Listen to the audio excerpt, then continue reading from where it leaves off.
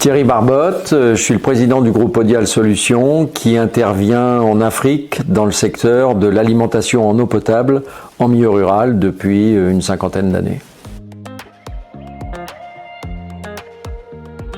Historiquement, on exporte en Afrique, on est présent dans 35 pays.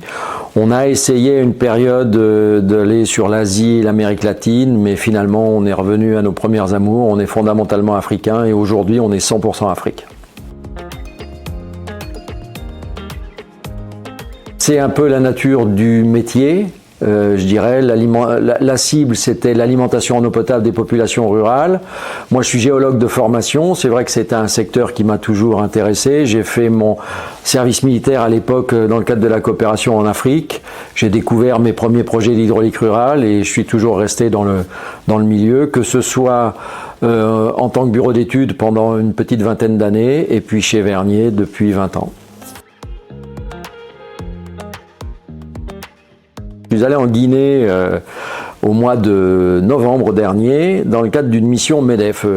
MEDEF et Business France organisent régulièrement des missions de découverte ou de création de réseaux dans les pays, donc c'était le cas en Guinée.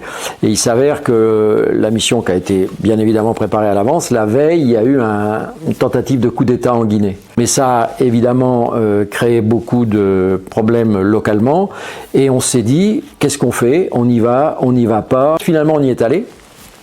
Et contrairement à ce qu'on aurait pu imaginer en disant ça va être déstabilisé, la mission va servir à rien, nos interlocuteurs guinéens étaient d'abord très contents qu'on ait maintenu la mission dans un contexte assez défavorable, en tout cas médiatiquement, et ils nous ont reçus de manière très sympathique et on a rencontré plein de ministres, peut-être même plus que ce qu'on aurait rencontré si on y était allé sans le problème de la veille. On est en Guinée depuis 35 ans, mais les choses avaient changé depuis le coup d'État 2 ans plus tôt, donc on voulait reconstituer un peu notre réseau et on a eu une très grande opportunité de rencontrer un nombre assez important, comme je disais, de ministres ou de personnes haut placées.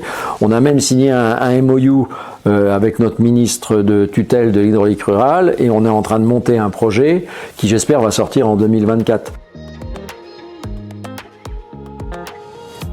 La première chose, c'est d'avoir envie.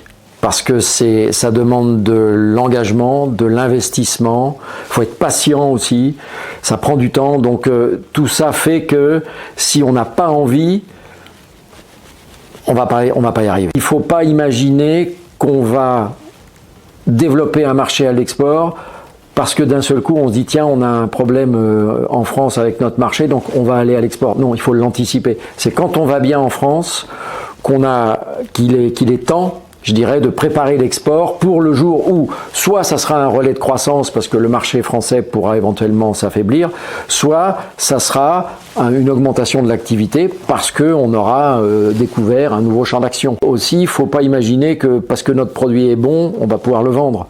Il faut quand même connaître les besoins des pays vers lesquels on veut exporter. Il faut cibler, on ne peut pas faire feu de tout bois.